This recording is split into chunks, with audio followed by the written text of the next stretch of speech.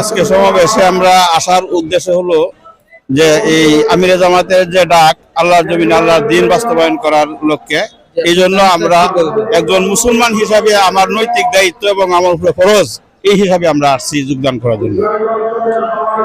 আর যদি বাংলাদেশ জামাতে ইসলাম যদি ক্ষমতা আসতে পারে, ইনসাফ এবং ন্যায়ের সমাজ প্রতিষ্ঠিত হবে, এই লক্ষ্যেই জামাত কাজ করতেছে।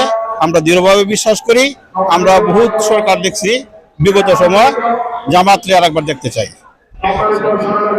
এই সমাবেশকে আসলে আপনি কেমন চোখে দেখতেছেন? খুব উত্তম একটা যুগ উপযোগী এবং খুব সুন্দর একটা পরিবেশে আমাদের আজকের যে একটা মনোরম যে ইসলাম যে কত সুন্দর, কেন আজকে যারা আসছে তারাই বুঝতে পারবে যে ইসলাম যে কি সুন্দর। আচ্ছা, তাহলে আপনি বলতে চাচ্ছেন যে এই দলের মাধ্যমে ইসলাম প্রচার হওয়ার সম্ভাবনাটাই বেশি? অবশ্যই অবশ্যই, যেহেতু এই দলের ম্যানিফেস্টো হলো আল্লাহর জমিন আল্লাহর দ্বীন বাস্তবায়ন করা। ঠিক আছে, জি, ধন্যবাদ।